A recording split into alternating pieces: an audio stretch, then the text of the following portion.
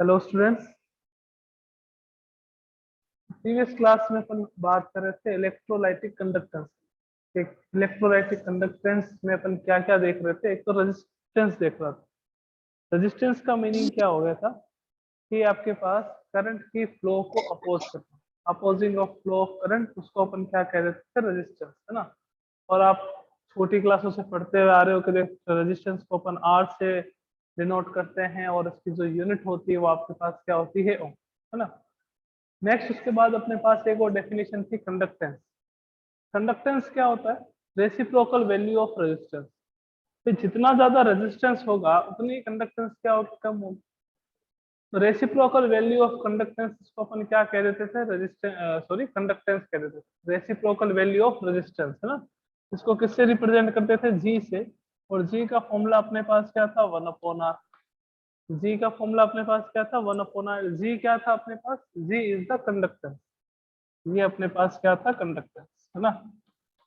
इसकी यूनिट क्या होती है वो भी अपने को पता है, कंडक्टेंस की ओम इनवर्स, या अपन इसको क्या कह सकते हैं? मोह। ओम इनवर्स, या अपन क्या कहेंगे? मोह। उसके बाद एक और टर्म आई थी अपने पास, रजिस्टिविटी। कौन सी थी? रजिस्टिविटी। रजिस्टिविटी इसको किससे रिप्रेजेंट करते हैं? रो से। होता क्या है कि कोई भी आपके पास कंडक्टिंग वायर हो तो उसका जो रेजिस्टेंस है वो लेंथ के डायरेक्टली प्रोपोर्शनल। जितनी ज्यादा लेंथ होगी रेजिस्टेंस उतना क्या रहेगा? ज्यादा रहेगा। और क्रॉस सेक्शन एरिया के क्या रहता है? Inversely proportion. जैसे ही प्रोपोर्शन का साइन हटाते हैं यहाँ पे क्या आ जाता है? Good morning sir. Proportion constant कर दीजिए, चाहे कुछ ही कर दीजिए, रो एल और ए आए। ये रो क्या है? अपने पास रेजिस्टिविटी है। एल क्या है? अपने पास लेंथ है। ए क्या है? अपने पास क्रॉस सेक्शन एरिया है। तो अगर रेजिस्टिविटी फाइंड आउट करते हो तो वो आपके पास क्या आ जाती है? R A upon L. R A upon L. इसकी यूनिट की बात करें कि इसकी यूनिट क्या होगी, तो इसकी यूनिट देख लीजिए आपके पास।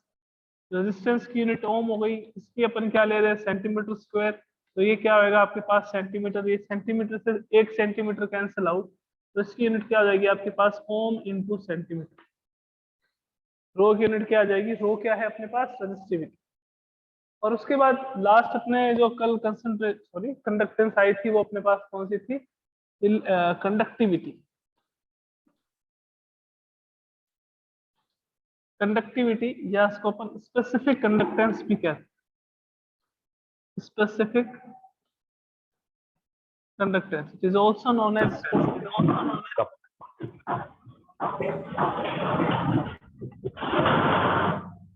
ये लगा ले दे दूं। कंडक्टिविटी, या आपके पास क्या होगी? Specific conductance.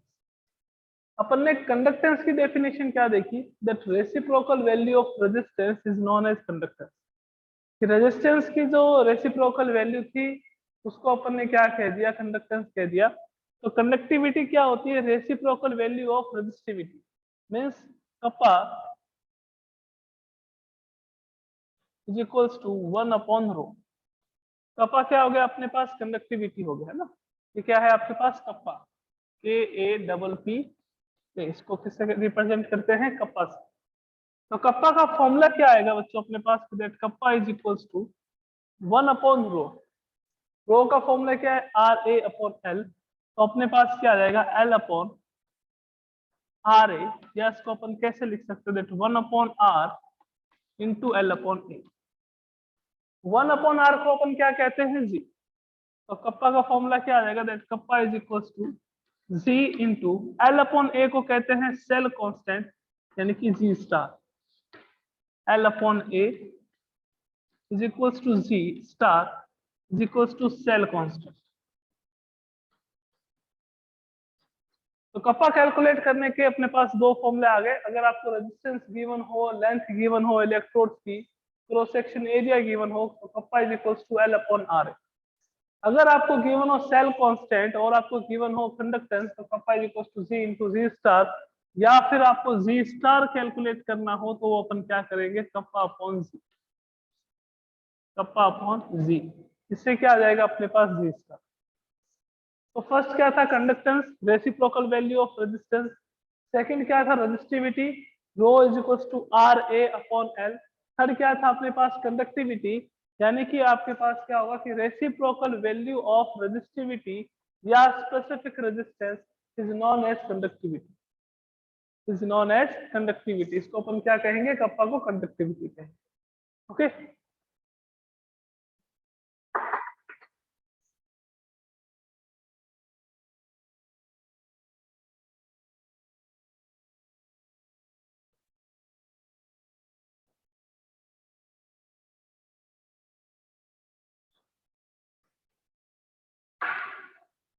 फिर अपन बात कर रहे थे किस पे, डिटर्मिनेशन ऑफ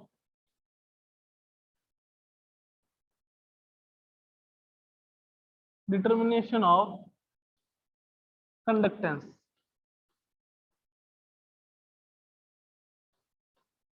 कंडक्टेंस कैलकुलेट करनी थी अपने। कैसे करते हैं, कोई भी आपके पास अगर इलेक्ट्रोलाइटिक सॉल्यूशन आ जाता है तो इलेक्ट्रोलाइटिक सॉल्यूशन की कंडक्टेंस फाइंड आउट कैसे करते हैं। कंडक्टेंस कह दीजिए, चाहे आप कंडक्टिविटी कह दीजिए, अगर कंडक्टेंस आएगी तो ऑटोमेटिकली अपने पास क्या आ जाएगा, कंडक्टिविटी भी आ जाएगी।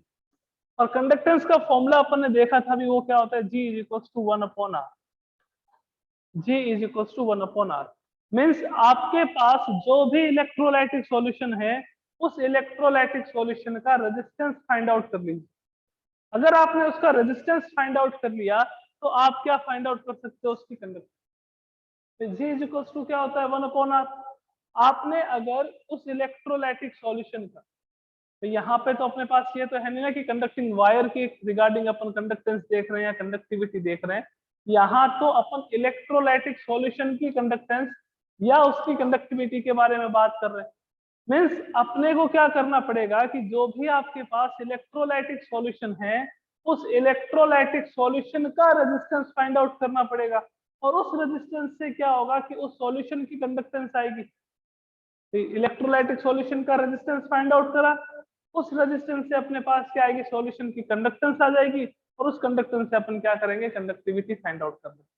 उसके लिए डायग्राम देखा था अपन ने कि आपके पास एक कंटेनर था, है ना, और इसके चारों ओर अपने पास क्या लगा रखा है, थर्मोस्टेट। इस सर थर्मोस्टेट क्यों लगाते हैं, कि थर्मोस्टेट इसके लिए लगाया जाता है बिकॉज उस सॉल्यूशन का टेम्परेचर जो है वो आपके पास क्या रहे, कांस्टेंट। सॉल्यूशन के टेम्परेचर में कोई भी चेंज नहीं, इसके लिए अपन क्या करते हैं, थर्मोस्टेट लगाते हैं। यहाँ पे platinum black coated electrode,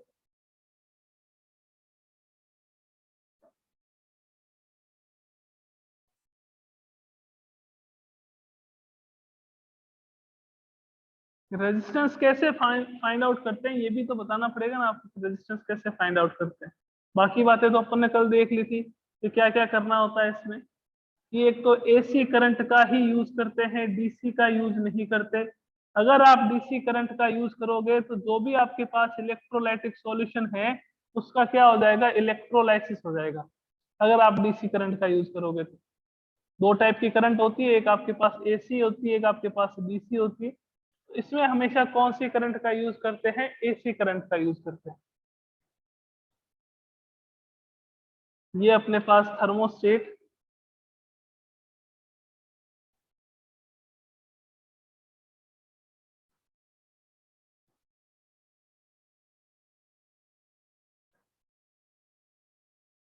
thermostat का यूज बता दिया मैंने क्या है आपको, कि टेम्परेचर को कांस्टेंट रखने का। जो भी आपके पास इलेक्ट्रोलाइटिक सॉल्यूशन ले रहे हो, लाइक NaCl हो गया, लाइक Na2SO4 हो गया, कुछ भी हो गया, कोई भी आपके पास सॉल्यूशन है तो उस सॉल्यूशन का टेम्परेचर कांस्टेंट रखने का काम करता है ये थर्मोस्टेट, है ना। यहाँ आपके पास क्या होगा कि वो इलेक्ट्रोलाइटिक कंपाउंड जिसका आपको रेजिस्टेंस या जिसकी कंडक्टेंस आपको फाइंड आउट करनी है वो आपके पास यहाँ आ जाएगा।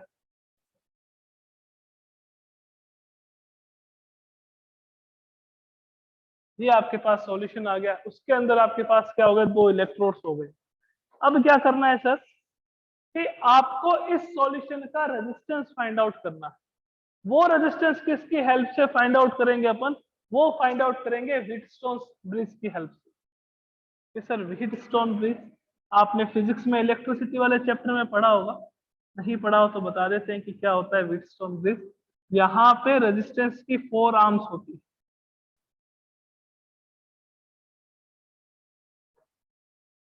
ये आपके पास रेजिस्टेंस होता है। यहाँ गैल्वेनोमीटर लगा होता है ना।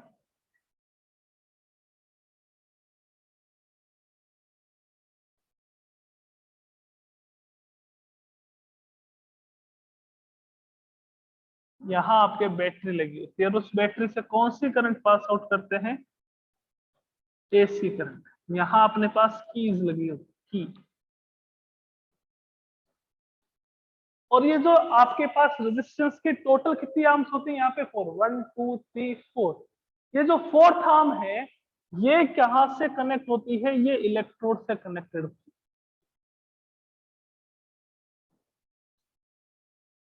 ये यहाँ पर इलेक्ट्रोड से कनेक्टेड होती है। तो ये जो रेजिस्टेंस आएगा वो रेजिस्टेंस किसका आ जाएगा, सॉल्यूशन।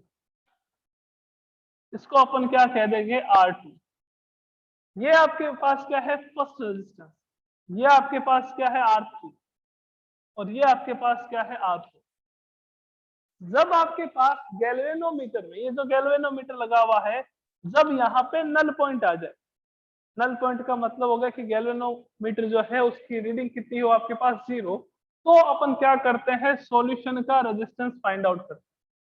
कि सर कैसे करेंगे सॉल्यूशन का रेजिस्टेंस फाइंड आउट, तो देखो R1 upon R2 is equals to R3 upon R4। अब अपने को क्या कैलकुलेट करना है, R2। सर R2 क्यों, मैंने कहा जो R2 है उसी को तो अपन R सॉल्यूशन कह रहे हैं।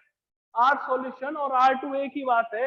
आपको R2 कैलकुलेट करना है तो R2 इज इक्वल टू क्या आ जाएगा, R1 multiply by R4 upon अपने पास क्या आएगा, R, अपॉन अपने पास क्या आ जाएगा, R3। ठीक है ना। तो इससे क्या आ जाएगा अपने पास, सॉल्यूशन का रेजिस्टेंस आ जाएगा। सॉल्यूशन का रेजिस्टेंस आ जाएगा तो उसके बाद क्या आ जाएगा, कंडक्टेंस आ जाएगा। और अपने को अगर कंडक्टिविटी देखनी हो कि कंडक्टिविटी कैसे कैलकुलेट करते हैं, तो कंडक्टिविटी यानी कि कप्पा की बात करें तो वो आपके पास क्या होगा, जी इंटू एल अपॉन ए। एल क्या हो गया, इलेक्ट्रोड की लेंथ, और ए क्या हो गया आपके पास, क्रॉस सेक्शन एरिया, है ना। डायग्राम देख लेते हैं। ये आपके पास इलेक्ट्रोलाइटिक सॉल्यूशन, ये आपके पास क्या हो गए, इलेक्ट्रोड्स हो गए। किसके लेते हैं, प्लेटिनम ब्लैक कोटेड इलेक्ट्रोड्स होते हैं, पीटी ब्लैक कोटेड इलेक्ट्रोड्स लेते हैं। यहाँ पे ये क्या लगा होता है, थर्मोस्टेट, जिससे सॉल्यूशन का जो टेम्परेचर है वो कांस्टेंट रहे। इन दोनों इलेक्ट्रोड्स को अपन क्या करते हैं, इनको वायर से व्हीटस्टोन ब्रिज से कनेक्ट करते हैं। व्हीटस्टोन ब्रिज में आपके पास 4 आर्म्स होती है, हर एक का रेजिस्टेंस अलग अलग, R1 R3 R4 and R2। तो इससे अपन क्या करेंगे कि R2 यानी कि सॉल्यूशन का रेजिस्टेंस फाइंड आउट करेंगे। और जैसे ही सॉल्यूशन का रेजिस्टेंस आ जाएगा अपने पास, वैसे ही क्या आ जाएगा, कंडक्टेंस की वैल्यू भी आ जाएगी। कंडक्टेंस आ गया तो अपने पास कंडक्टिविटी भी आ जाएगी। इंपॉर्टेंट बात कि यहाँ पे हमेशा अल्टरनेटिव करंट का यूज किया जाता है, डायरेक्ट करंट का यूज नहीं करते। उसका रीजन क्या है कि अगर आप डीसी करंट का यूज करोगे, डायरेक्ट करंट का यूज करोगे, तो यहाँ पे जो सब्सटेंस लिया है आपने, इलेक्ट्रोलाइटिक सब्सटेंस, वो सब्सटेंस जो है वो इलेक्ट्रोड्स पे जाके डिपॉजिट हो जाएगा और सॉल्यूशन के अंदर उसकी कंसंट्रेशन क्या हो जाएगी, कम हो जाएगी। इस सॉल्यूशन में जैसे आपके पास NaCl, आपके पास Na2SO4 है, आपके पास KCl है, आपके पास NaOH है, कुछ भी है। तो जैसे ही आप डायरेक्ट करंट का फ्लो करोगे, तो डायरेक्ट करंट का फ्लो करने पर यहाँ पे जो है आयंस जो है वो मूवमेंट करने लग जाएंगे और इलेक्ट्रोड्स पे जाके डिपॉजिट होने लग जाएंगे। ये आपके पास क्या है, PT black coated electrode, PT black coated electrode. ये आपके पास क्या है, थर्मोस्टेट, जिसका काम क्या होता है, to maintain the temperature of the solution. जो इलेक्ट्रोलाइटिक सॉल्यूशन है उसका टेम्परेचर को मेंटेन करता है। ये अपने पास क्या हो गया, जिसका कंडक्टिविटी फाइंड आउट करती है, इलेक्ट्रोलाइटिक सॉल्यूशन जिसकी कंडक्टिविटी फाइंड आउट करती है। और ये अपने पास क्या होगा, व्हीटस्टोन ब्रिज।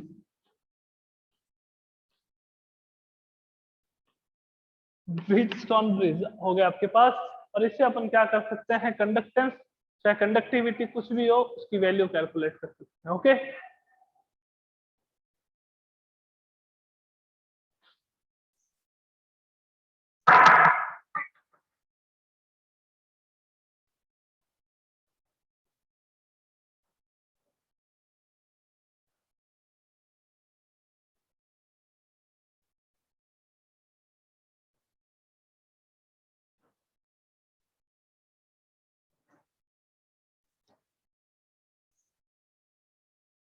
नेक्स्ट देखिएगा आप, अपने पास आएगी मोलर कंडक्टिविटी।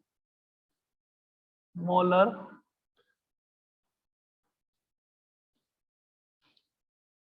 कंडक्टिविटी और एक अपने पास आएगी इक्विवेलेंट कंडक्टिविटी। दोनों ही सेम है बट कंसंट्रेशन जो है वो डिफरेंट है। ठीक है, आपको एक बार एग्जांपल से मैं आपको थोड़ा सा डायग्राम से इसको डिफाइन करता हूं, मोलर कंडक्टिविटी और इक्विवेलेंट कंडक्टिविटी। ये आपके पास कोई इलेक्ट्रोलाइटिक सॉल्यूशन,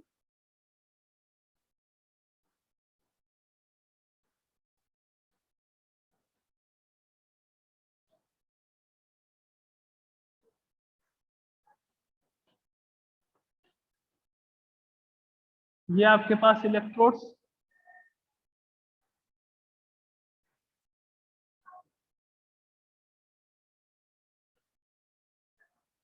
और ये आपके पास पॉजिटिव साइन यहाँ पे नेगेटिव। एक आपके पास एनोड होगा, ये आपके पास कैथोड होगा, एक ये वाला एनोड,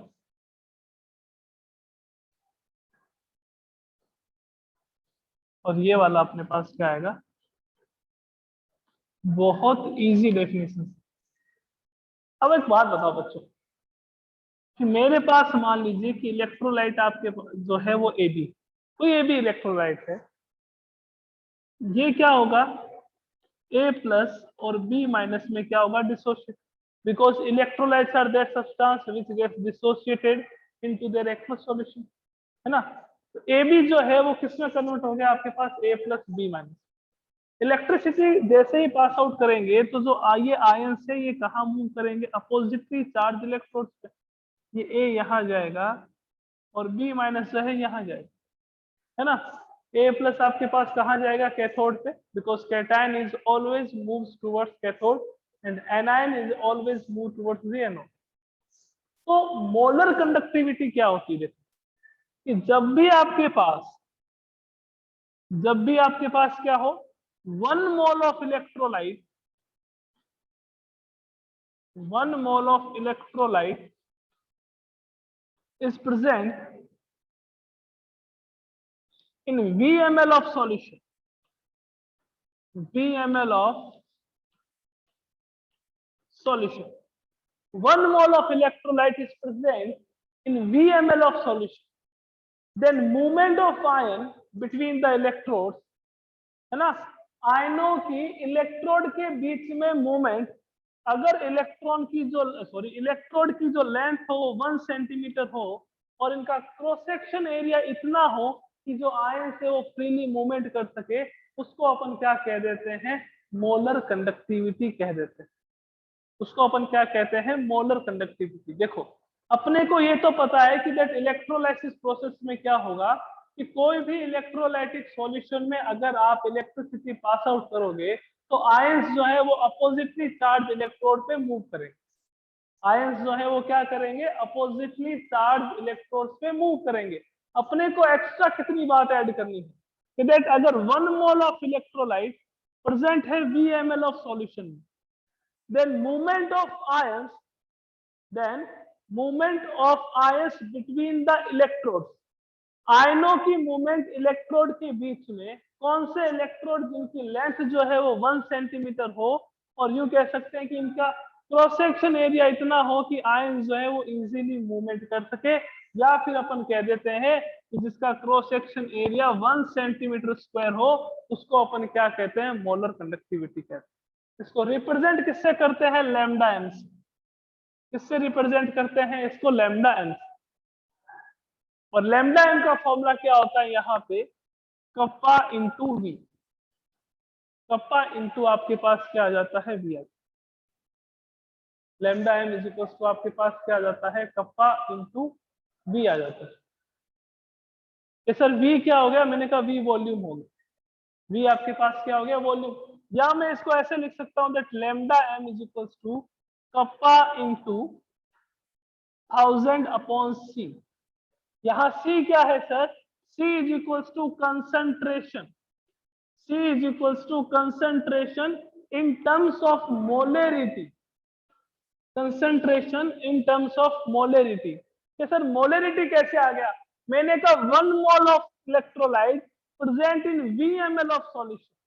तो जहां पे मोल और वॉल्यूम आ रहा है वहां पे हमेशा क्या आएगा, मोलरिटी आएगा। कि सर यहाँ पे 1000/C कैसे लेके आए?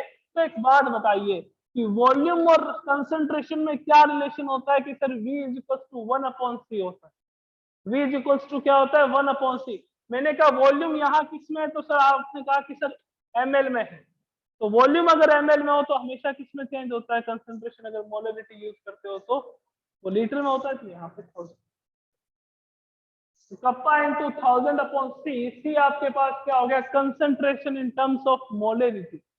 कंसंट्रेशन इन टर्म्स ऑफ आपके पास क्या आ जाएगा, मोलरिटी। तो आपके पास क्या आएगा कि lambda M is equal to kappa into 1000/C, या यूं कह सकते हैं lambda M is equal to kappa into 1000 अपन यहाँ पे लिख दीजिए कि दैट मोलरिटी है, कप्पा इंटू 1000/मोलरिटी। सर यूनिट क्या होगी, तो आइए यूनिट देख लेते हैं।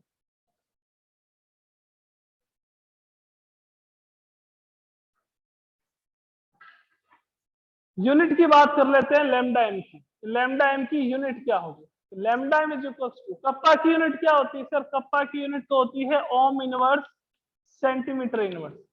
मैंने कहा मोलरिटी की यूनिट क्या होगी कि सर मोलरिटी का जो फॉर्मूला है कैपिटल एम का, वो अपने पास होता है mole upon volume. Mole upon volume. अब एक बात बताइए, यहाँ पे वॉल्यूम जो है, यहाँ पे अगर बात करूं कप्पा की जो यूनिट अपन रख रहे हैं वो किसमें रख रहे हैं, सेंटीमीटर। किसमें रख रहे हैं अपन, सेंटीमीटर। तो इस वॉल्यूम को भी किसमें रखेंगे अपन, सेंटीमीटर। किसमें रखेंगे, सेंटीमीटर। मोल तो है ही आपके पास, तो मोल मल्टीप्लाई बाय आपके पास क्या आ गया, सेंटीमीटर क्यूब। तो लैम्डा एम की यूनिट क्या आ जाएगी, that lambda M is equal to ohm inverse centimetre square mole inverse. ये लैम्डा एम की अपने पास यूनिट आ गई। Ohm inverse centimetre square mole inverse, ये क्या आ जाएगी, लैम्डा एम की यूनिट आ जाएगी। डेफिनेशन दोबारा बोल देता हूँ कि अगर 1 mole of electrolyte, if 1 mole of electrolyte is present in the VmL of solution, then conductivity arises due to the ions between the electrodes, which length is 1 centimeter and cross section area is 1 centimeter square, known as molar conductivity। known as molar conductivity lambda m से represent करते हैं। Lambda M का formula क्या हो जाता है, kappa into V. Kappa आपके पास क्या हो गया, स्पेसिफिक कंडक्टेंस या इसको कंडक्टिविटी कहते हैं। तो lambda M is equal to kappa into 1000/C, क्योंकि आप VmL ऑफ सॉल्यूशन ले रहे थे स्टार्टिंग डेफिनेशन।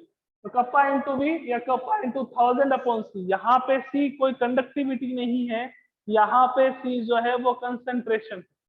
अब आप इलेक्ट्रोलाइट जो है वो मोल में ले रहे हो, तो यहाँ पे कंसंट्रेशन कौन से टर्म्स में आएगी, मोलरिटी। यहाँ कंसंट्रेशन क्या होगी आपके पास, मोलरिटी होगी। यूनिट की बात करें तो यूनिट अपने पास क्या आ जाएगा, lambda M is equal to ohm inverse centimetre square mole inverse. ये अपने पास क्या रहेगी, इसकी यूनिट रहेगी लैम्डा एम। नेक्स्ट अपने पास आता है इक्विवेलेंट कंडक्टिविटी। सेम डेफिनेशन, कोई भी चेंज नहीं है, बस 1 मोल की जगह 1 ग्राम इक्विवेलेंट आ जाता है। अब जिसने 11th में ढंग से पढ़ रखे हैं नॉर्मेलिटी, मोलरिटी, या जिसने सॉल्यूशन वाले चैप्टर में भी पढ़ रखे हैं उसको कोई दिक्कत नहीं आएगी, है ना। नेक्स्ट देखिएगा,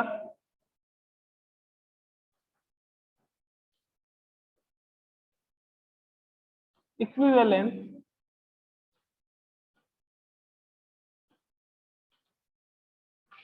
कंडक्टिविटी। इक्विवेलेंट कंडक्टिविटी ये क्या होता है, अभी अपन ने डेफिनेशन क्या बोली पहले वाले में, when 1 mole of electrolyte is present in VmL of solution। अब क्या हो जाएगा, when 1 gram of electrolyte, 1 gram equivalent of electrolyte, when 1 gram equivalent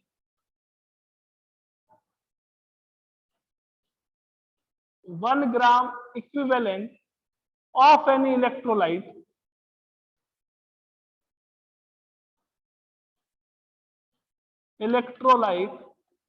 is present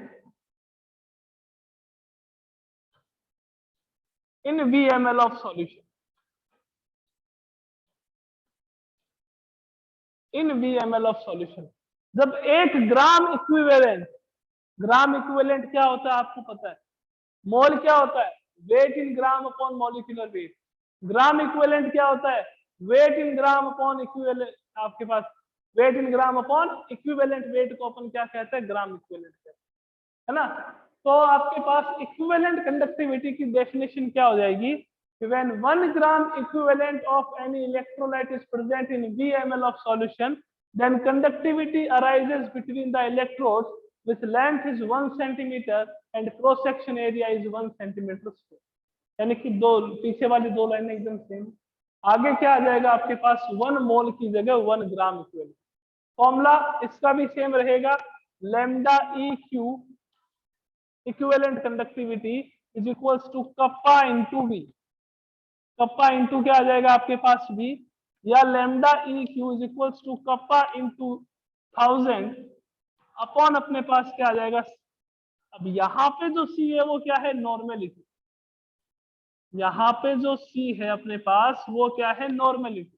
concentration in terms of normality, वहां पे c क्या था मोलर में, कंसंट्रेशन इन टर्म्स ऑफ मोलेरिटी, वो मोलेरिटी था। दोनों को फॉर्मूला लिख देता हूँ, कोई भूल गया होगा तो। मोलेरिटी इज इक्वल्स टू क्या होता है आपके पास, मोल्स अपॉन वॉल्यूम। यहाँ पे नॉर्मेलिटी है तो इसका फॉर्मूला क्या होता है, ग्राम इक्विवेलेंट, ग्राम इक्विवेलेंट अपॉन अपने पास क्या आ जाएगा, वॉल्यूम। वहां क्या था, मोल्स अपॉन वॉल्यूम, यहाँ क्या आ जाएगा, ग्राम इक्विवेलेंट अपॉन क्या आएगा अपने पास, वॉल्यूम। तो सर यूनिट क्या होगी इसकी, तो यूनिट देख लेते हैं लैम्डा ई क्यू की। कप्पा की unit ohm inverse centimetre inverse. Normality की यूनिट क्या आ जाएगी, gram equivalent multiply by centimetre cube, multiply by centimetre cube. Cancel out करोगे इसको तो लैम्डा ई क्यू की यूनिट क्या रहेगी अपने पास, ohm inverse centimetre square gram equivalent, gram equivalent inverse. ये आपके पास इसकी यूनिट आ जाएगी। अब यहाँ पे देखो सेंटीमीटर है, अगर आप सेंटीमीटर और मीटर वाले में रिलेशन निकालोगे तो आगे 10 टू द पावर 4 आ जाएगा, है ना। Ohm inverse 10 to the power 4 ohm inverse metre square gram equivalent. अगर आप मीटर लेके आते हो एमकेएस पद्धति में, यानी सॉरी एमकेएस सिस्टम में अगर अपन चलते हैं तो यहाँ पे आपके पास क्या आ जाएगा, मीटर स्क्वायर आएगा, तो यहाँ पे 10 टू द पावर 4 आएगा। इन दोनों में अगर अपन रिलेशन देखें, रिलेशन क्या आएगा, तो यहाँ पे 10 to the power 4 ohm inverse centimetre square की जगह मीटर स्क्वायर। किस किस में रिलेशन, कि आपके पास अगर सेंटीमीटर यूज कर रहे हो यहाँ पे या फिर मीटर यूज कर रहे हो, उन दोनों में रिलेशन की बात है। जैसे मैं अगर आपको यूं लिख दूं ना कि 1 ओम inverse centimetre square gram equivalent, और मीटर में चेंज करना हो तो उस हिसाब से अपन देख लेंगे कि सेंटीमीटर को मीटर में चेंज करना है तो अपने पास क्या आएगा ना। ये अपने पास क्या हो गया, मोलर कंडक्टिविटी और इक्विवेलेंट कंडक्टिविटी। दोनों का फॉर्मूला सेम है, बट हमेशा ध्यान रखना है कि यहाँ पे क्या आएगा अपने पास, नॉर्मेलिटी आएगी, और वहां पे अपने पास क्या थी, मोलेरिटी। वहां क्या थी, मोलेरिटी, यहाँ क्या है अपने पास, नॉर्मेलिटी। कि सर कभी ऐसे क्वेश्चन में हो जाए कि हमें मोलेरिटी गिवन हो और हमें इक्विवेलेंट कंडक्टिविटी पूछी, क्या गिवन हो, मोलेरिटी, और क्वेश्चन क्या डिमांड कर ले आपके पास, इक्विवेलेंट कंडक्टिविटी का, तो ये रिलेशन लगा दीजिएगा नॉर्मेलिटी कैलकुलेट करने का, कि that normality is equals to X into molarity. Simple सी कंसेप्ट है। एक्स क्या है, एसिडिटी और basicity. X is equals to क्या हो जाएगा, एसिडिटी और बेसिसिटी।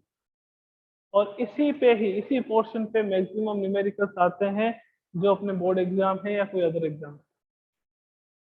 क्या आपको कोई भी कंडक्टिंग सेल दे देंगे कि कंडक्टिविटी सेल दे देंगे कि इस सेल का रेजिस्टेंस ये है, कंसंट्रेशन ये है, फाइंड आउट द फॉलोइंग। तो आइए देखते हैं कैसे न्यूमेरिकल्स आते हैं।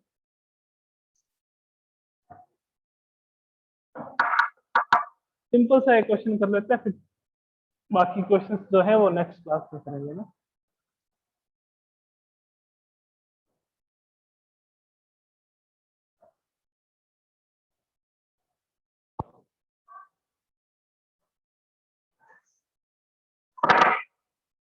एग्जाम्पल देखिएगा, conductivity of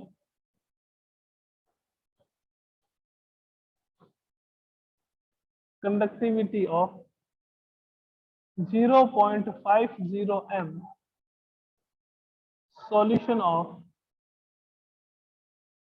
KCl is 0.002675 ohm inverse centimeter inverse, and resistance of the solution is equals to 50 ohm. R is equals to 50 ohm. Then calculate cell constant. Then calculate cell constant. आपको क्या बताना है? cell constant. Conductivity given है 0.50 capital M solution of KCl is 0.002675 ohm inverse centimeter inverse. Resistance given है आपके पास 50 ओम, आपको क्या calculate करना है? Cell constant. तो देखो सेल कांस्टेंट के दो फॉर्म, सेल कांस्टेंट को किससे रिप्रेजेंट करते हैं? जी स्टार से। फॉर्मूला क्या आ जाता है? एक अपने पास L/A। अब ना तो लेंथ गिवन है ना एरिया गिवन है ना, तो अपने पास एक और फॉर्मूला होता है, कप्पा इज इक्वल्स टू आपके पास जी इंटू क्या आ जाएगा? G star. Kappa is equals to क्या आ जाएगा? G into G star. आपको सेल कांस्टेंट फाइंड आउट करना है, तो अपन क्या करेंगे कि सर कप्पा कर दीजिए, अपॉन में क्या कर दीजिए? जी। तो सर जी क्या होता है? जी आपके पास क्या होता है? कंडक्टेंस। जी क्या होता है? कंडक्टेंस। कंडक्टेंस इक्वल्स टू क्या होता है आपके पास? 1/r। तो जी स्टार क्या आ जाएगा? तो G star is equals to kappa into R. अब कप्पा कितना है? 0.002675 मल्टीप्लाई किससे कर दीजिए आप? 8 से कर दीजिए, अपने पास आंसर आ जाएगा किसका? जी स्टार का, है ना। जी स्टार का अपने पास क्या आ जाएगा? आंसर आ जाएगा। चलो और इस पे न्यूमेरिकल्स करेंगे। ये बहुत सिंपल न्यूमेरिकल था कि आपको कंडक्टिविटी गिवन है, रेजिस्टेंस गिवन है, सेल कांस्टेंट आपको कैलकुलेट करना था। कल और क्वेश्चंस के साथ वापस मिलेंगे, दोबारा मिलेंगे। Okay, thank you so much.